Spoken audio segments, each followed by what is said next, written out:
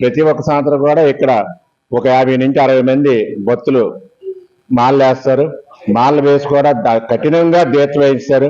డబ్బులు కూడా వెనకాడరు, పూజా కార్యక్రమాలు కూడా ముందుంటారు. ప్రతి ఒక్కరు కూడా పాల్గొని అందరు కూడా సమానం, నేను భాగస్వాములని ప్రతి ఒక్క స్వామి కూడా మాల వేసిన నుంచి 41 రోజు కూడా మనస్ఫూర్తిగా దీక్ష కార్యక్రమాలు వహించారు.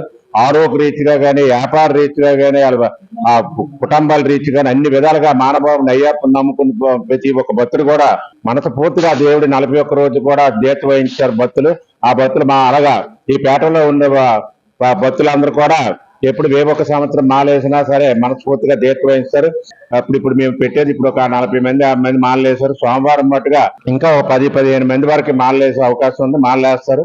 ఎప్పుడు కూడా మావైతే 20 మంది అయినా, 30 మంది వేసినా, 5 వేసినా, 10 మంది వేసినా బస్సు మట్టుగా మా స్వస్థంతంగా బస్సు వేసి మా భక్తులు తీసుకెళ్లి దర్శనం చేస్తాం. అయ్యప్ప ద్వారా తీసుకొచ్చి ఎవరింటి వద్దకి పేటల దగ్గర తీసుకెళ్లి ఎవరింటి వద్దకు పంపించే అవకాశం ఆ దేవుడు ఇస్తాను ప్రతి ఒక్క సంవత్సరం.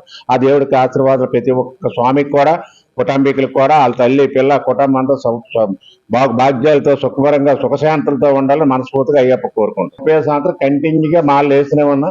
ప్రతి ఒక్క సంవత్సరం 3 సార్లు జ్యోతికి వెళ్ళా, ప్రతిమ అన్ని మండలాలకు వెళ్ళా. అక్కడి నుంచి ఇప్పుడు జ్యోతికి వెళ్ళి మటు ఒకసారి అక్కడి నుంచి నడిచి వెళ్ళా. ఆ తర్వాత డైరెక్ట్ గా జ్యోతికి 2 సార్లు వెళ్ళా. అక్కడి నుంచి మట్టుగా ప్రతి ఒక్క సంవత్సరం కూడా మా స్వస్థంతంగా మేము పీఠం పెట్టి భక్తులు తీసుకెళ్లి అయ్యప్ప కొండ తీసుకెళ్లే అవకాశం మానబాబుడు కల్పించాడు. మాకు నిశ్చయంగా అయ్యప్ప తర్వాత ఎవరంటే మాకు మణి గురుస్వామి గారే. మేము మాలలు వేయడము ఇంత టోల్ చేయడం కూడా దేవుడి తర్వాత దేవుడు